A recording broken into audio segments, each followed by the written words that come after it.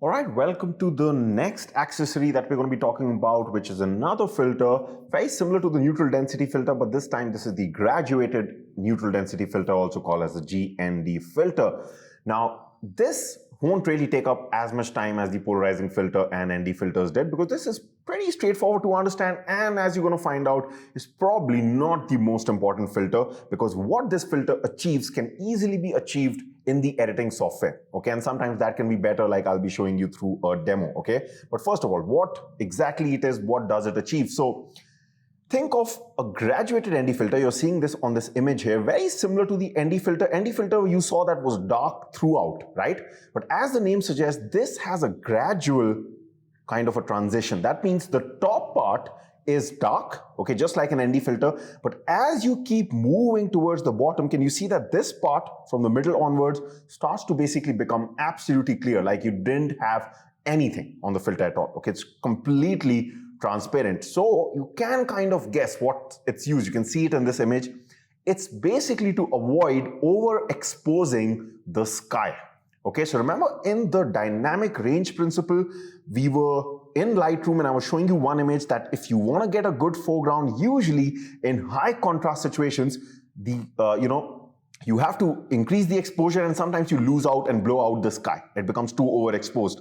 So to counter that problem is why people use a graduated neutral density filter, so that even if they want to increase the exposure of the foreground, okay, because this part is dark, so it doesn't allow that much light to come in, so the sky still comes out to be dark, even though you still get a good foreground also. So you basically, as the second point suggests here, is you get a higher dynamic range shot, okay, just like a HDR shot that you have. You basically get that in one shot if you use this filter, because you get a well exposed foreground, and at the same time, because less light was allowed in, it doesn't overexpose the sky, so you get more details like in this left part that you can see. So basically achieving an HDR shot just by taking a single shot from your camera is the reason why people use a graduated neutral density filter. Now, here's what you have to understand. First of all, what we're going to do is, I'm going to take you over to Lightroom, show you one of my shots where I could have used a graduated ND filter, but I did not use it because its effect can easily be replicated inside an editing software. And later on in this video, when I show you the usage, like how exactly do you shoot with this filter, you're going to find out that editing, digitally kind of creating it in the editing software is way easier than having a physical filter in front of your lens and then shooting with it, okay? So first of all, let's just go inside Lightroom and let's see this demo. All right, so in order to understand how a GND works, let's just take the example of this image that I had taken, where you can kind of see that right now this image is just in a very average way exposed, like, when your meter, basically your light meter is in the center, kind of half-half for everything. What we want to do here is, we want to replicate the effect of a graduated filter, means we're going to darken the sky, and at the same time, let's just try to increase the exposure first of all of the shot. So you'll see the problems here. So the foreground is okay, but let's say if I was shooting this actually, and let's say I was to slightly increase the exposure of the foreground, so here I'm increasing the shadows to kind of replicate that effect, and let's say something like this. So we were kind of overexposing our shot a bit, like something like this. Now you can see, like, don't look at the sky right now, but you can see the foreground looks pretty good here in this shot. But what has happened with this is, we've definitely overexposed the sky. That is the problem that we often face. Now, so in this case, if you were actually shooting this right now, what you would simply do is put a graduated ND filter right on top of your lens. And what that will do is, remember the top part is dark, so it's just going to darken this and you can take your new shot.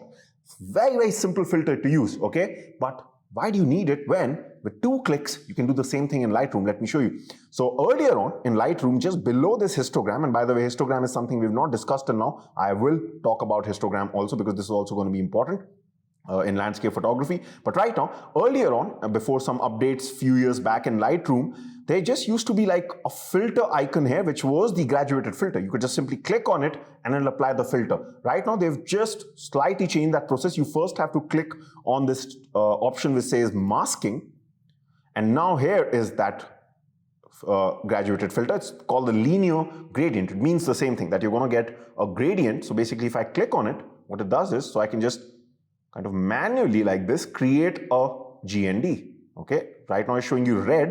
Don't worry about that. That's just telling us where will the effect of this filter, mainly going to be. So you can see we mainly want it to be something like this. Remember, even a GND that we saw, it just goes from top to bottom gradually and fades out, so it doesn't affect the foreground. So you can see we've kind of now, think of it like this, that yes, now we've put a filter in front of our lens. Now the best part about doing this digitally is that now these settings that I'm seeing here, when I start changing them, they're only gonna basically apply to this part. So just see here, okay? So let's say if I was to reduce the highlights in the sky, just see. Can you see I can do both? Okay, so I'm going to make it darker. That's what our whole plan is, right? So let's say I can even decrease the exposure a bit. You can see it's only working on the sky. But unlike a graduated ND filter, like a physical one, here we have complete control over this. We can do a lot of things with it, not just work with the exposure. Maybe let's say even, let's say increase the clarity a bit. So, make make those clouds slightly more emphatic. Okay, I can do a lot of things with it, right? So I can play around with the blacks, make it more darker. I can even, let's say, raise the temperature, because I was actually shooting this shot just before the golden hour, okay? Slightly before the golden hour, but definitely, I remember there was a bit of this orange tint. You don't want to go this much, that'll be too much, but something like this, just to kind of get that effect of the golden hours, okay? So here you can see, right? Just by a few changes here, we have complete control over this. There's so many other settings which I'm not going to show you right now, but if we just click on done, and if I show you the before and after, just see. Before, after, before, after. So we've got that dark sky, and we've got a proper exposure and colors for it, just like we would have got if we were using a physical GND, okay? So this is one thing that you can simply replicate its usage. Therefore, these days, since these editing softwares have become more popular, it has just lost its appeal.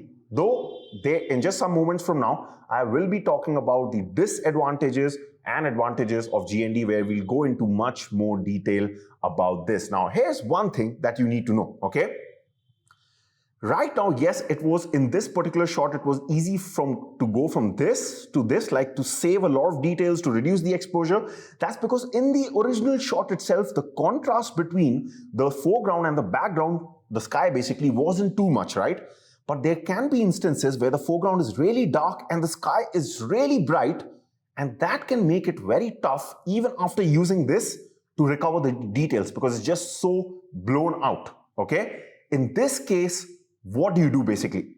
In this case also, I don't recommend that you still use a GND, because you will have to then also use a very strong graduated filter. I'll be showing you different types of graduated ND filters. Again, just like normal ND filters, they also come in different strengths. Depending on the contrast of the scene that you're shooting, that is going to determine how strong your ND filter is, okay?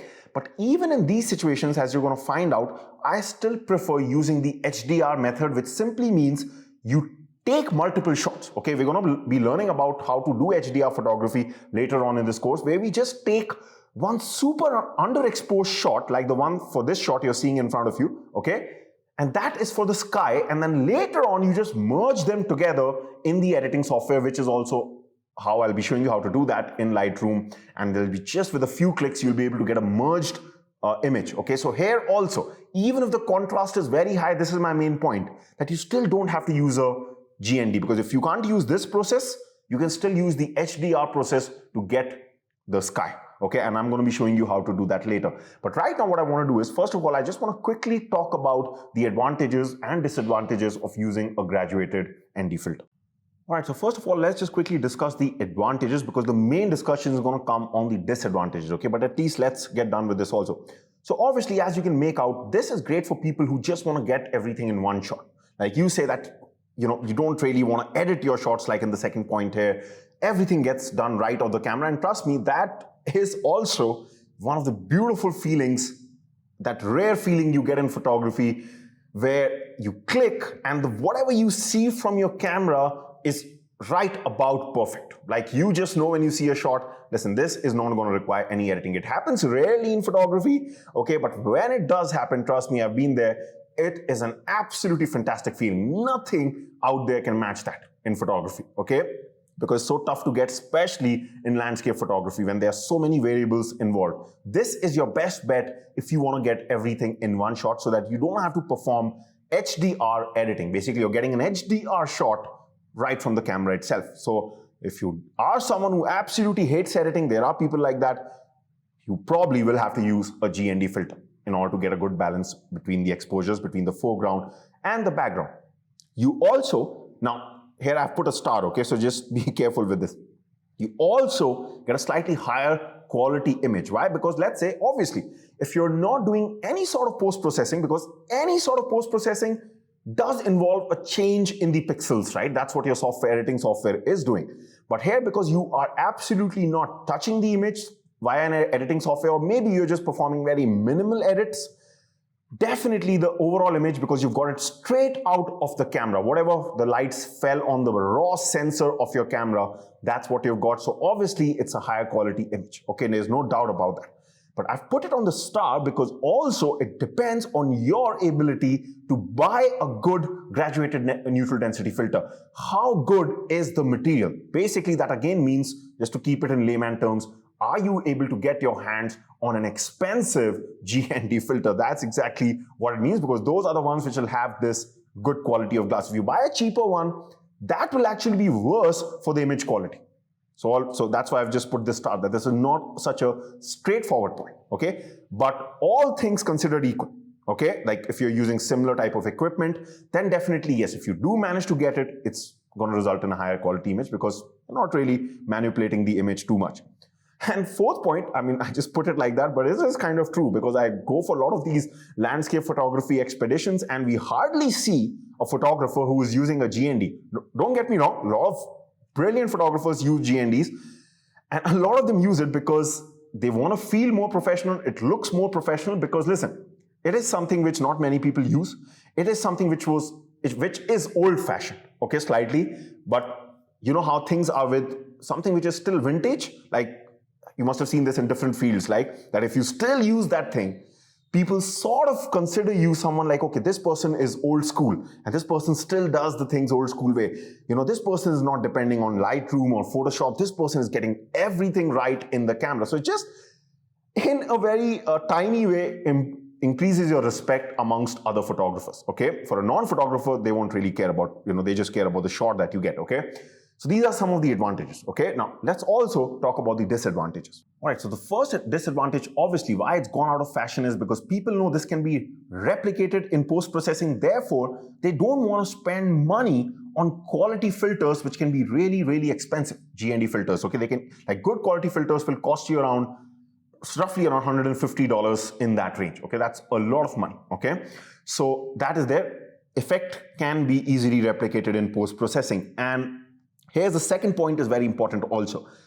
It can be tough to use them. Now, what do I mean when I say use them? I'm not talking about the shooting part. There's literally, that's why there's no even need to show you how to use a graduated ND filter, because you literally don't do anything. Like in ND filters, you saw we calculated exposures, we did this, we did that. Nothing to do in graduated ND filters, just like taking a normal shot with this filter on top of your lens. Why? Because you can just use your meter, just like how you normally take a shot. Because why? Because the light is coming through this. So your meter, the light meter that we see in the camera, is already metering light according to this change in light, okay? So you really don't have to do those app calculations or something like that. No, you just take a normal landscape shot, like just how you take, it's just that it's with this filter on. So it's just going to darken the sky. That's all. Sometimes you can just like play around with the exposures. Maybe the meter in the center did not basically give you something that you wanted. So what you basically do is, and I'm going to be showing you through an exercise again in Lightroom, when we use graduated ND filters, what we basically do is very simple. You kind of keep your focus more on the foreground. So you expose the shot mainly to see when the foreground is nice and bright, and then you see if the graduated ND filter that you're using has given you at that exposure a dark enough sky. If it hasn't given you, then what you have to do is you basically have to change the graduated ND filter to a stronger one, because that means you're shooting in a more, you know, a situation which has more contrast in it, okay? And I'm just going to be explaining you in case you're getting confused through a demonstration also. But when I say it can be tough to use them, what I mainly mean is that you have to move them around a lot when you're actually shooting. So these are usually much more longer. Just like we saw your normal ND filters, the square ones, they're basically 100 by 100 mm, like a square. These are usually 100 mm. The width is 100 mm, but the height is more. It's 100 by 150, the most popular one. That's because you need to move this up and down to get that right amount of blackness on the right parts of the sky. So it does involve just moving them, turning them, and doing all these things, and then finding out that maybe you needed to use a stronger one, then you'll have to replace them, change it. Also, as I'm going to be showing you at the end of this video, there are different types of graduated ND filters in which how this graduates can change. This can be stronger at the middle. So all these things can happen. You might have to use according to that. So all this, there's a lot of physical work involved just from the filter side, not from the shooting side. Okay, so they can be slightly just tough to use if you're not used to them. But right now, what I also want to discuss is how exactly do you determine what is the strength of the GND filter that you need to use for a particular scene. It's a very simple exercise. Let's just quickly see how to do it. All right, so if you remember, we saw this particular photo in the dynamic range lecture. So again, we're going to be using this image to understand what is the strength of the GND filter that you should be using. Again, it comes in different stops. You can have a 2-stop GND, 3-stop GND, 5-stop GND, something like that. Okay, so let's try to just understand in a very basic way in case you are interested in this and you plan to buy a physical filter. So here's what you'll do. Let's say that we are actually out in the field again and that we are taking this particular shot here. Okay, so again, how do we go? Remember, first of all, let's say we only concentrate on the foreground. So what we do is, let's say our aperture here is set to f13, our ISO is set to 100. So let's keep these two settings aside. Mainly when it comes to changing the exposure, you're dealing with your shutter speed, right? So let's say I want a good exposed foreground. So in this case, I can replicate by reducing my shutter speed. And here, if I increase the shadows, you can see that it gives me a good foreground. Let's say at this point, I'm happy. My sky is coming underexposed, but the GND will solve that, okay? So at this point, I notice my shutter speed, which is, let's say, I'm just taking an example. Let's say it is 1 by 60, okay? So let's just say, for example's sake. So 60th of a second is giving me a shot in which my foreground, I feel I'm happy with. Then what I do is I know that in order to get a better sky, what do I need to do? I need to cut down light, right? So what I need to do is basically, if I just come back to the base shot, let's say I start to make my shutter speed faster in order to underexpose the shot, because that is going to cut down the light that is coming in the camera. So let's try to replicate that by reducing the highlights or just decreasing the overall exposure of the shot. And I want to wait till the time I get kind of a sky where I can see all the details, the colors, and it just looks good to my eye, okay? So let's say at around, around 1 by 120, that is 1/20th of a second, okay? We basically, or let's say 2/40th of a second, 1 by 240, okay? We basically achieve this look, the underexposed look, where the sky is looking good. So now what does it mean? Okay, let's come back to our base exposure here. What does it mean? That means foreground, what was the shutter speed? 1 by 60. Remember, what was the shutter speed for the good sky or the background? It was 1 by 240. Now remember what we've learned about stops of light? We're going from 1 by 60 to 1 by 240. I want you to calculate how many stops of light is that, the difference. So remember, 1 by 60 was the double, 1 by 120. So that is 1 stop of light. 1 by 20 to 1 by 240 is 2 stops of light. What does this mean? This means that the difference that we need between the 2 stops, okay, in order to get a good balance between the foreground and a good exposure for the sky or the background, is basically 2 stops. So what we do is, we take back our shutter speed to 1 by 60, which was this shot, and we simply put a GND in front of our lens, which is how many stops strong? 2 stops strong. Because we need to cut down now, this particular light that is coming, we need to cut it down by 2 stops. That's a simple calculation you can do to come to know how to use which strength of GND you should use. So landscape photographers, what they'll do is they'll not just walk around with one filter.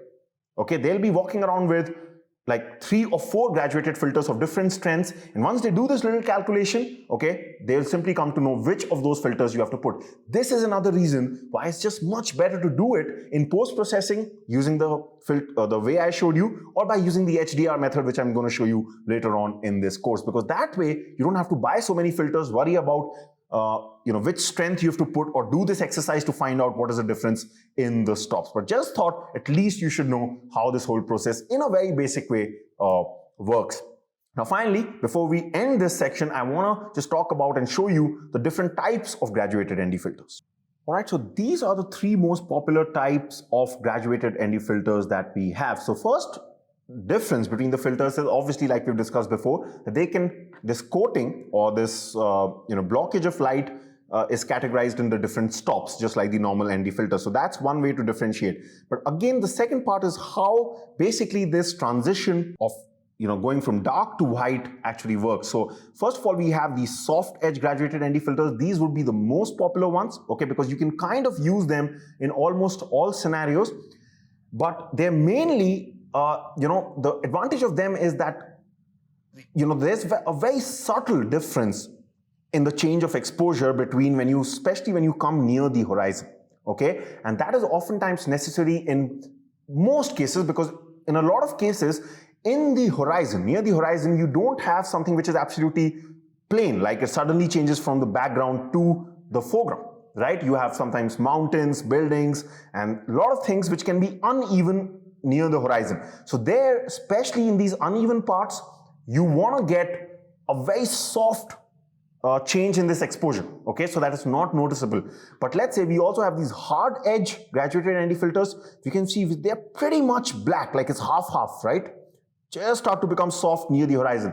These are more popular where you literally don't have anything on the horizon, and that basically means like let's say your beach shots, like the one that you're seeing here, in which the horizon is pretty much straight. There's no obstruction near the horizon. It's pretty much a straight line. Therefore, you can even afford to have that exposure without really feathering it on one part, okay, because there's just nothing, on the horizon line which needs that softness, okay. So these are 2 very popular. You also have something called as a reverse graduated ND filter, where it's the opposite of this one, okay. Basically the way it graduates or fades is opposite. That means it starts from something that is soft and in the middle it's hard.